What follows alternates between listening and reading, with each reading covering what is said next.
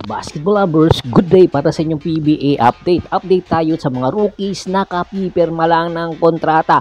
Matapos nga pakawala ng Barangay Ginebra, San Miguel, si Kim Aurin ay agad-agad kinuha ito ng Tropang Giga at ilalagay daw ito sa final roster ng Tropang Giga at inaasahan na magbaback up nga si Kim Aurin sa Tropang Giga kay Jason Castro.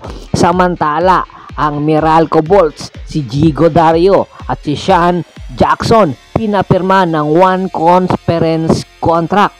Inaasahan ang dalawang nasabing player ay magpapakitang gilas para sa paparating na Commissioner's Cup para nga sa paghahanda at kung maganda ang kanilang ipapakita sa paparating na Commissioner's Cup ay sa mga susunod na konferensya ay mag-e-extend ito ng kontrata. Samantala, matapos nga ang stint na Marcio Lassiter at Chris Ross para sa Gilas Pilipinas sa Asian Games, marami ang nakapansin sa dalawang nasabing player na sina Chris Ross at Marcio Lassiter, including na ang head coach ng SMB.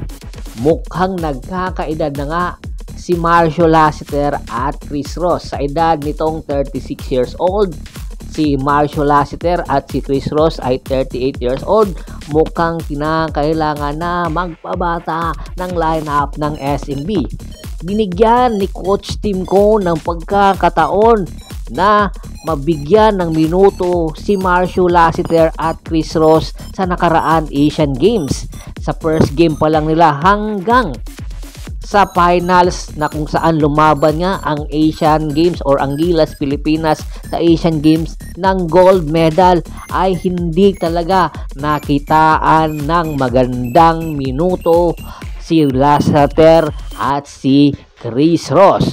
Marami ang nagsasabi mas maganda pa ang ipinakita ni Kevin Alas at napatunayan niya ito kahit off the bench ay kayang-kaya pa rin mag-deliver ni Kevin Alas. Kaya naman marami na ang nagsasabi mukhang tapos na nga ang panahon ni Marcio Lassiter at kinakailangan na rin ng SMB na mag-upgrade ng kanilang lineup kasi nga karamihan sa kanilang lineup ngayon ay nagkakaedad na at ang karamihan sa mga kalabang team nila ay nagpapabata na lalong-lalo na ang Barangay Ginebra San Miguel. Kaya bago pa man maging huli ang lahat, kinakailangan na mag-approve or mag-upgrade ang lineup ng SMB at malaki ang posibilidad na baka ngayong konferensya ito mag-upgrade. Depende sa magiging performance ni na Marcio Lassiter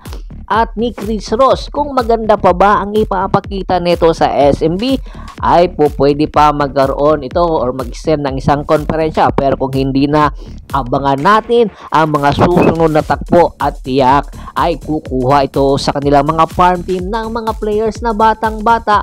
Lalong-lalo na ang kanilang farm teams ngayon ay siksik sa mga batang players na kakakuha lang sa nakaraan PBA draft. At bago pa man natin tapusin ang ating kwentuhan, shoutout muna tayo sa ating mga followers at subscribers kay Ronald Bersobidad, Anthony Lucky Alon, Kagawad sa Kinudukusin ng Hagonoy, Bulacan, Ricky Lanza ng Ricky Rider TV ng Tansa, Cavite, Julius Roche, Yornel Belches, John Ray Angkay, Alvin Granada at si Mr.